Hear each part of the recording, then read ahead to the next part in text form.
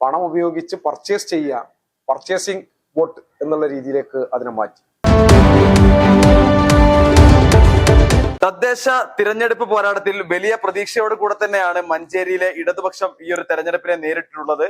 നഗരസഭ തിരിച്ചുപിടിക്കുമെന്ന വലിയ ആത്മവിശ്വാസത്തോടു കൂടെ തന്നെയായിരുന്നു ഇടതുപക്ഷത്തിന്റെ പ്രവർത്തകരെല്ലാം തെരഞ്ഞെടുപ്പ് ഗോതയിൽ സജീവമായി പ്രവർത്തിച്ചിട്ടുണ്ടായിരുന്നത്. മാറണം മഞ്ചേരി, ഭരണം LDF എന്ന ഒരു ടാഗ് ലൈനോട് കൂടിയാണ് ഇടതുപക്ഷം ഈ ഒരു തെരഞ്ഞെടുപ്പിനെ മഞ്ചേരിയിൽ നേരിട്ടിട്ടുള്ളത്. എന്നാൽ അപ്രതീക്ഷിതമായ ഒരു പരാജയമാണ് ഈ ഒരു തവണ ഇടതുപക്ഷത്തിന് നേരിട്ടുള്ളത്. അവർ ആഗ്രഹിച്ചതുപോലെ ഭരണം തിരിച്ചുപിടിക്കാൻ സാധിച്ചിട്ടില്ല. നമ്മളോടൊപ്പം ഇടതുപക്ഷത്തിന്റെ മഞ്ചേരി ഏരിയ സെക്രട്ടറി ഫിറോസ് ബാബു കൂടെ ഉണ്ട്. എവിടെയാണ് മഞ്ചേരിയിൽ പ്രതീക്ഷകൾക്ക് അപ്പുറം എന്താണ് സംഭവിച്ചിട്ടുള്ളത്? എവിടെയാണ് ഇടതുപക്ഷത്തിന് പാർട്ടിക്ക് തെറ്റുപറ്റിയിട്ടുള്ളത്? ഇവിടെ പാർട്ടിക്ക് തെറ്റുപറ്റുന്ന പ്രശ്നം ഉണ്ടായിട്ടില്ല. പാർട്ടി എപ്പോഴും ശരിയുടെ പക്ഷത്ത് തന്നെയാണ്.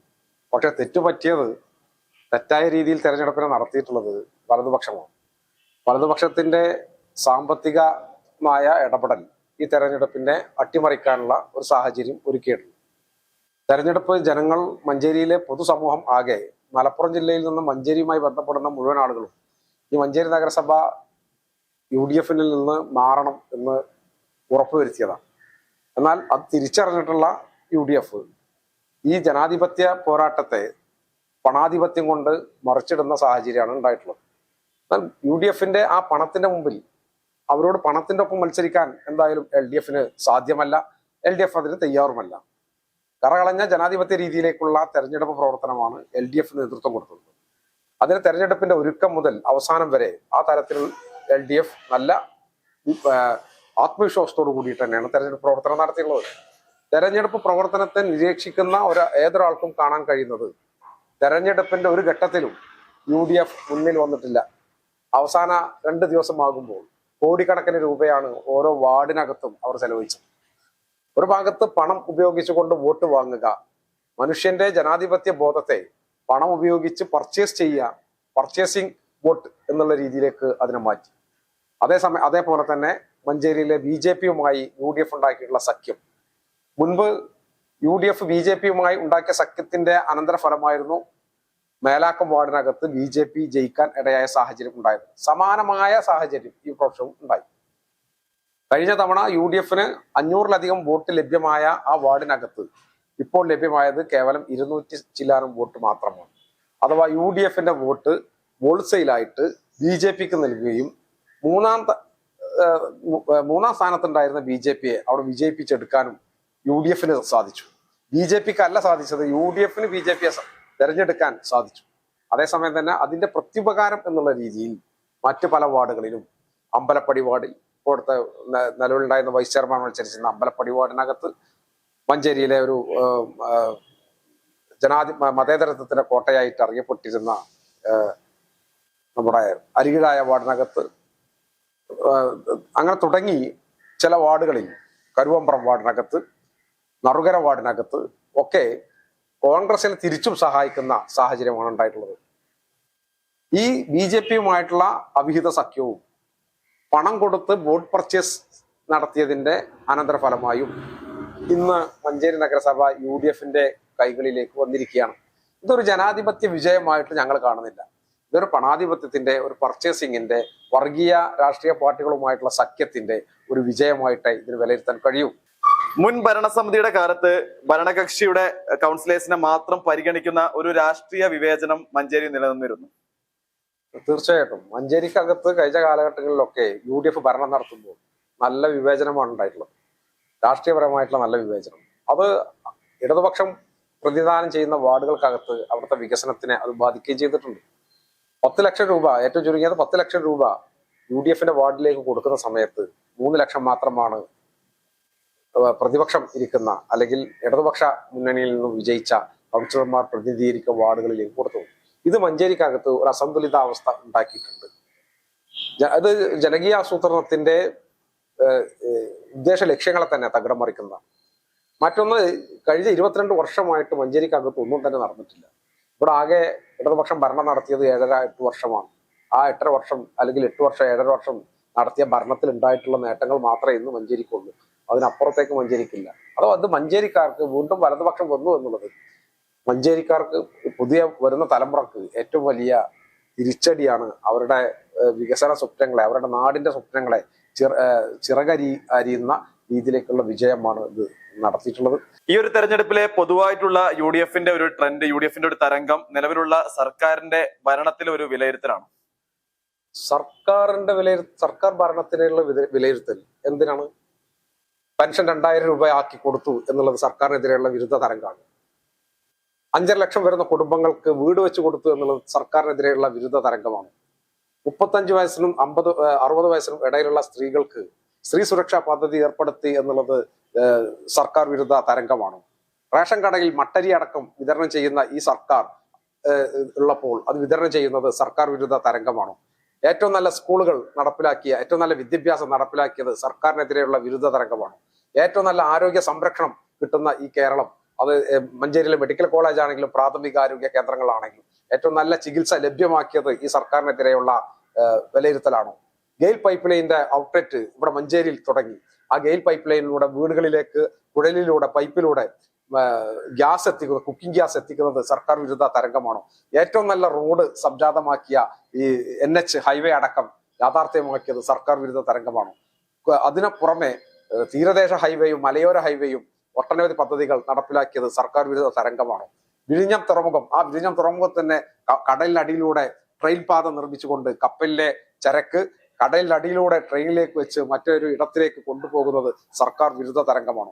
ഏത് ഇനത്തിലാണ് സർക്കാരിന്റെ വിരുദ്ധ തരംഗം ഉണ്ടായിട്ടുള്ളത്? സർക്കാരിന് വിരുദ്ധമായിട്ടുള്ള ഒരു തരംഗവും ഇവിടെ ഇല്ല. സർക്കാരിന് അനുകൂലമായിട്ടുള്ള തരംഗം തന്നെയാണുള്ളത്.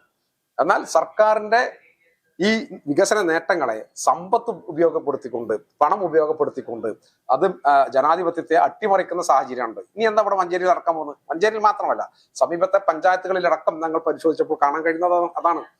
പണം ഉപയോഗിച്ചുകൊണ്ട് വോട്ട് പർച്ചേസ് ചെയ്തിരിക്കുന്നു. ഇനി എന്താ സംഭവിക്കാൻ പോകുന്നത്? ഇങ്ങനെ അധികാരം കിട്ടിയ ഇവർ ഈ അധികാരത്തെ ഉപയോഗപ്പെടുത്തിക്കൊണ്ട്, തദ്ദേശ ഭരണ സംവിധാനത്തെ ഉപയോഗപ്പെടുത്തിക്കൊണ്ട് കൂടുതൽ അഴിമതി കാട്ടാൻ അവർക്ക് ഒരു സാഹചര്യം ഉണ്ടാക്കിയിരിക്കാം. ഈ തെരഞ്ഞെടുപ്പ് അവരുടെ ഒരു ഇൻവെസ്റ്റ്മെന്റ് ആണ്. നമ്മളൊരു പെട്ടിക്കട തുടങ്ങുകയാണെങ്കിൽ, ഒരു ചായക്കട തുടങ്ങുകയാണെങ്കിൽ നമ്മുടെ ഇൻവെസ്റ്റ്മെന്റ് അവിടുത്തെ ഗ്ലാസ്, കുപ്പി, മറ്റുള്ള ചെയർ, ടേബിൾ, ഇതൊക്കെയാണ് നമ്മുടെ ഇൻവെസ്റ്റ്മെന്റ്. എന്നാൽ മഞ്ചേരിയിലെ മലപ്പുറത്തെ UDFന്റെ ഇൻവെസ്റ്റ്മെന്റ് എന്ന് പറയുന്നത് ഈ തെരഞ്ഞെടുപ്പാണ്. ഈ തെരഞ്ഞെടുപ്പിൽ ജനങ്ങൾക്ക് കൊടുക്കുന്ന, വോട്ടിന് വേണ്ടി കൊടുക്കുന്ന പണമാണ്. ആ ഇൻവെസ്റ്റ്മെന്റ് ഉപയോഗപ്പെടുത്തിക്കൊണ്ട് ഇപ്പോൾ അധികാരത്തിൽ വരുന്നു. അടുത്ത 5 വർഷം ഈ ഭരണം നടത്താൻ പോകുന്നത് ആ ഇൻവെസ്റ്റ്മെന്റ് അതിനെ ഇരട്ടിയിലധികം അപ്പുറത്തേക്കും ഈ ജനങ്ങളെ വെച്ചുകൊണ്ട് പണയപ്പെടുത്തിക്കൊണ്ട് അത് വസൂലാക്കുന്ന രീതിയിലേക്കാണ് പോകുന്നത്. ഈ ഒരു തെരഞ്ഞെടുപ്പുമായി ബന്ധപ്പെട്ടുകൊണ്ട് വോട്ടർ പട്ടികയുമായി നടത്തുന്ന SIR പരിഷ്കരണം ഈ ഒരു തെരഞ്ഞെടുപ്പിനെ വല്ലാതെ സ്വാധീനിച്ചിട്ടുണ്ട്. SIR എന്നുള്ളത് ഇന്ത്യയിൽ മോദി ഗവൺമെന്റ് മതന്യൂനപക്ഷങ്ങളെ അടക്കം രാജ്യത്തിന്റെ വോട്ടർ പട്ടികയിൽ നിന്ന് നീക്കം ചെയ്യുന്ന ഒരു പൗരത്വ ഭേദഗതി നിയമം പിൻവാതിലിലൂടെ നടപ്പാക്കുന്ന ഒരു പദ്ധതിയാണ്. കേരളത്തിൽ മുസ്ലിം ലീഗും UDFും കോൺഗ്രസും ഇതിനെ പ്രചരിപ്പിച്ചത് എന്താ? ഇത് നരേന്ദ്രമോദിയുമായിട്ട് കൂട്ടുകൂടി കേരള മുഖ്യമന്ത്രി പിണറായി വിജയൻ നടപ്പിലാക്കുന്ന ഒരു പദ്ധതിയാണ് എന്നുള്ള രീതിയിലേക്ക്, ജനങ്ങളെ തെറ്റിദ്ധരിപ്പിക്കുന്ന രീതിയിലേക്കുള്ള ഒരു പ്രചരണമാണ് വീട് വീടാന്തരം കയറി അവർ നടത്തിയത്. SIR പരിഷ്കരണം എന്നുള്ളത് കേന്ദ്ര ഗവൺമെന്റിന്റെ നയമാണ്. അവർ നടപ്പിലാക്കുന്നത് ഇന്ത്യ രാജ്യത്തെ മതന്യൂനപക്ഷങ്ങളെ, പാർശ്വവൽക്കരിക്കപ്പെട്ടവരെ ഇന്ത്യയിലെ വോട്ടർ പട്ടികയിൽ നിന്ന് നീക്കം ചെയ്ത് പിന്നീട് അവരെ നാട് കടന്ന വിദേശ പൗരന്മാരെ അല്ലെങ്കിൽ ഇന്ത്യൻ പൗരന്മാരല്ല എന്ന് വരുത്തി തീർക്കാനുള്ള ശ്രമമാണ് BJP നടത്തുന്നത്. അതിനെതിരെ ശക്തമായിട്ടുള്ള നടപടി സ്വീകരിക്കുന്ന ഒരു ഗവൺമെന്റും പാർട്ടിയുമാണ് ഇടതുപക്ഷ ഗവൺമെന്റും CPIM-ഉം. കോടതിയിലടക്കം അതിനെതിരെയുള്ള കേസ് കൊടുക്കുന്നു. ഇതിനെതിരെ ശക്തമായ പോരാട്ടം നടത്തുന്ന ഒരു പാർട്ടി. ഇപ്പൊ എന്താ കോൺഗ്രസും ലീഗും പ്രചരിപ്പിച്ചത്? SIR എന്നുള്ളത് BJPയുടെ കൂടെ പിണറായി വിജയൻ നടത്തുന്ന ഒരു പൗരത്വ ഭേദഗതി നിയമമാണ് എന്നുള്ള രീതിയിലാക്കാണ് പ്രചരിപ്പിച്ചത്.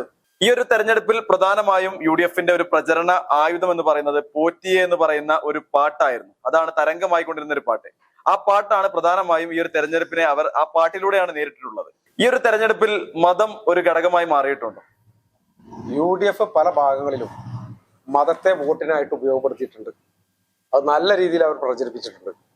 മുസ്ലിം വീടുകളിൽ പോയി കമ്മ്യൂണിസ്റ്റുകാർ മതവിരുദ്ധരാണ്, പള്ളിയിൽ പോകാത്തവരാണ് എന്നുള്ള രീതിയിൽ ആ പഴഞ്ചൻ ചർച്ച. മുസ്ലിം ലീഗ് പടച്ചോന്റെ പാർട്ടിയാണ് എന്നുള്ള രീതിയിലുള്ള ചർച്ച. ഇവിടെ ഈ കോളേജ് കുന്ന് വാർഡിനകത്ത്, ആ വാർഡിനകത്ത് UDFന്റെ നേതാവും അയാളുടെ അമ്മയും അയാളുടെ ഉമ്മയും വീട് കയറി പറഞ്ഞത്, അരിവാൾ ചുറ്റിയേക്ക് വോട്ട് ചെയ്താൽ നിങ്ങൾ നരകത്തേക്ക് പോകും, അതുകൊണ്ട് വോട്ട് ചെയ്യരുത് വോട്ട് കോണിക്ക് കുത്തണം, അത് പടച്ചോന്റെ ചിഹ്നമാണ്. അങ്ങനെ പലയിടങ്ങളിലും ഈ മതത്തെ ഇത്ര ഒരു 19ാം നൂറ്റാണ്ടിന്റെ പിറകിലേക്ക് കൊണ്ടുപോകുന്ന ഒരു പ്രചരണമായുധമാക്കിയിട്ടുള്ള ഒരു തെരഞ്ഞെടുപ്പും കൂടിയാണിത്. അതുപോലെ തന്നെ നിങ്ങളിവിടെ ചോദിച്ച ശബരിമലയുമായി ബന്ധപ്പെട്ട് ഈ ശബരിമലയിൽ ഇത്ര അധികം വികസനം നടത്തിയിട്ടുള്ള ഒരു ഗവൺമെന്റ് മുമ്പുണ്ടായിട്ടുണ്ട്. ആ ശബരിമലക്കകത്ത് സ്വർണ്ണപ്പാളി വിവാദത്തിൽ ഒരു സ്പെഷ്യൽ ഇൻവെസ്റ്റിഗേഷൻ ടീമിനെ നിശ്ചയിച്ച് ബഹുമാനപ്പെട്ട ഹൈക്കോടതിയുടെ മേൽനോട്ടത്തിൽ അന്വേഷണം നടക്കുക. കേരള ഗവൺമെന്റ് അതിനെ പിന്തുണക്കാണ്. ആ നിർദ്ദേശത്തെ അക്ഷരം പ്രതി അനുസരിച്ചുകൊണ്ട് എല്ലാ പ്രതികളെയും അതിൽ രാഷ്ട്രീയമോ മതമോ മറ്റൊരു സ്വാധീനമോ ഇല്ലാതെ എല്ലാവരെയും അതിൽ പങ്കുപറ്റിയിട്ടുള്ള ആരൊക്കെ ഉണ്ടോ അവരെ മുഴുവൻ അറസ്റ്റ് ചെയ്യാൻ പോവാ. അവിടെ മൂരാരി ബാബു കോൺഗ്രസിന്റെ നേതാവാണ്. പോറ്റി അതാ ചിത്രങ്ങൾ വന്നു കഴിഞ്ഞു. പോറ്റിയാണ് ഇതിന്റെ 1ാം പ്രതി എന്നുള്ള രീതിയിലേക്ക് വരുന്നത്. പോറ്റി ആരൊക്കെ കൂടെ നിൽക്കുന്ന ഫോട്ടോകളും വീഡിയോകളാണ് ഇപ്പം കേരളം ചർച്ച ചെയ്യുന്നത്. പോറ്റി സോണിയാഗാന്ധിയോടൊപ്പം നിൽക്കുന്നു. വലതുപക്ഷ UDFന്റെ സംസ്ഥാന കൺവീനറുടെ കൂടെ നിൽക്കുന്നു. UDFന്റെ മുൻ ആരോഗ്യവകുപ്പ് മന്ത്രിയുടെ കൂടെ നിൽക്കുന്നു. സോണിയാഗാന്ധിക്ക് ഈ പോറ്റി ലക്ഷത്തിലധികം രൂപ വിലയുള്ള തളിക സമ്മാനമായി കൊടുക്കുക. ആരാ കൂടെ നിൽക്കുന്നത്? കോൺഗ്രസിന്റെ നേതാക്കന്മാരല്ലേ. അങ്ങനെ കോൺഗ്രസ് നല്ല കള്ളന്മാരായി നന്നായിട്ട് കക്കുകയും അതാ മുന്നിൽ ഓടിപ്പോകുമ്പോ കള്ളൻ തന്നെ വിളിച്ചു പറയാം, അതാ കള്ളൻ ഓടിപ്പോകുന്നു എന്നുള്ള രീതിയിലേക്കുള്ള ആ പഴഞ്ചൻ ഏർപ്പാടാണ് ഇപ്പോഴും നടത്തിക്കൊണ്ടിരിക്കുന്നത്. പക്ഷെ ഇതൊക്കെ നാട്ടുകാർ തിരിച്ചറിയും. ഇതൊക്കെ നന്നായി പ്രചരിപ്പിക്കുന്നുണ്ട്. ഈ പ്രചരണം നന്നായിട്ട് ഏഷുന്നുണ്ട് ആളുകളുടെയും. അങ്ങനെ കള്ളത്തിനെ പ്രചരിപ്പിക്കുന്നു. ഒരു നാൾ കള്ളൻ പിടിക്കപ്പെടും. കള്ളൻ തന്നെയാണ് വിളിച്ചു പറയുന്നത് കള്ളൻ എന്നുള്ളത്. ഇന്ന് കേരളം ചർച്ച ചെയ്തതും കേരളത്തിലെ മാധ്യമങ്ങളിലൂടെ മുഴുവൻ വന്നുകൊണ്ടിരിക്കുന്ന ഫോട്ടോകളും വീഡിയോകളും ഒക്കെ കോൺഗ്രസിന്റെ ഉന്നത നേതാവ് സോണിയാഗാന്ധിയും കോൺഗ്രസിന്റെ UDFന്റെ കൺവീനറും അവരുടെ നേതാക്കന്മാരും ഒക്കെ ഒരുമിച്ച് ആർത്തുല്ലസിച്ച് ഒരുമിച്ച് നടക്കുന്ന കാഴ്ചയാണ്. അപ്പൊ കോൺഗ്രസിനാണ് ഇതിന്റെ പങ്ക്. ആ കോൺഗ്രസ് ആണ് കള്ളൻ. ആ കോൺഗ്രസിലെ കള്ളന്മാർ അവരെ പിടിക്കുമെന്നായപ്പോൾ മറ്റുള്ളവരെ ചൂണ്ടി കള്ളൻ എന്ന് പറയുന്ന ആ ദയനീയ അവസ്ഥയിലാണ്. അതെല്ലാം കേരളം ചർച്ച ചെയ്യും. ഈ തെരഞ്ഞെടുപ്പിൽ അവർ കേരളത്തിൽ ഇടതുപക്ഷത്തിനെതിരെ ഇത്തരം കാര്യങ്ങളെ പ്രചരണായുധമാക്കി എന്നുള്ളത് ശരിയാണ്. ആ പാട്ടും കേരളത്തിലെ ജനങ്ങൾ അറിയാതെ ആ പാട്ടിനകത്തും വീണ് പോയിട്ടുണ്ടാവും. ഇതൊക്കെ തിരുത്തും. ഇടതുപക്ഷം ഇത് നല്ല തിരുത്തൽ ശക്തിയായിട്ട് വരാൻ പോവാ. ഞങ്ങൾ പരിശോധിക്കും. തെരഞ്ഞെടുപ്പ് വിധിയെ ഞങ്ങൾ അംഗീകരിക്കുന്നു. ആ വിധി ഏത് തരത്തിലുണ്ടായെന്നുള്ളത് ജനങ്ങളെ ഞങ്ങൾ പറഞ്ഞു പഠിപ്പിക്കും. ഞങ്ങൾക്ക് വല്ല വീഴ്ച ഉണ്ടായിട്ടുണ്ടോ ഞങ്ങൾ പരിശോധിക്കും. ഞങ്ങളുടെ എന്ത് ചെറിയ കടുകുമണിയുടെ വീഴ്ച ഉണ്ടെങ്കിൽ ആ കടുകുമണിയുടെ വീഴ്ച തിരുത്താൻ ഞങ്ങൾ തയ്യാറാണ്. ഞങ്ങൾ ജനങ്ങൾക്കൊപ്പമുള്ളതാണ്. UDFന്റെ ഈ തെരഞ്ഞെടുപ്പിലെ ആധികാരിക വിജയം ജനാധിപത്യത്തിന്റെ വിജയമല്ല, മറിച്ച് പണാധിപത്യത്തിന്റെ വിജയമാണെന്നും ഇക്കാലം അത്രയും മഞ്ചേരിയിലെ UDFന്റെ നേതൃത്വത്തിലുള്ള ഭരണ സംവിധാനം മഞ്ചേരിയെ വികസന മുരടിപ്പിലേക്കാണ് നയിച്ചതെന്നും ഈ ഒരു ഘട്ടത്തിൽ അദ്ദേഹം പറഞ്ഞു വെക്കുകയാണ്. മഞ്ചേരി CPIM ഏരിയ കമ്മിറ്റി ഓഫീസിൽ നിന്നും ക്യാമറമാൻ ഷനു അരീക്കോടിനൊപ്പം Ajnas Koodaranji, channel 10 Manjeri. Gold and diamond ആഭരണങ്ങളിലെ വിസ്മയ കളക്ഷനുകൾ ഒരുക്കി സ്കൈ ഗോൾഡ് നിങ്ങളെ സ്വാഗതം ചെയ്യുന്നു. സ്വർണ്ണാഭരണങ്ങൾക്ക് നേടാം പണിക്കൂലിയിൽ 50% വരെ ഡിസ്കൗണ്ട്. ഡയമണ്ട് ആഭരണങ്ങൾക്ക് നേടാം മേക്കിംഗ് ചാർജിൽ 40% വരെ ഓഫർ. സ്വർണ്ണ വില വർധനവിൽ നിന്നും രക്ഷ നേടാൻ വിവാഹ പാർട്ടികൾക്ക് 2% മുതൽ അഡ്വാൻസ് ബുക്കിംഗ് സ്കീമുകളും സ്പെഷ്യൽ പാക്കേജുകളും. പണിക്കൂലിയില്ലാതെ തവണകളായി പണമടച്ച് സ്വർണ്ണാഭരണങ്ങൾ സ്വന്തമാക്കുവാൻ സ്പെഷ്യൽ സ്കീമുകൾ.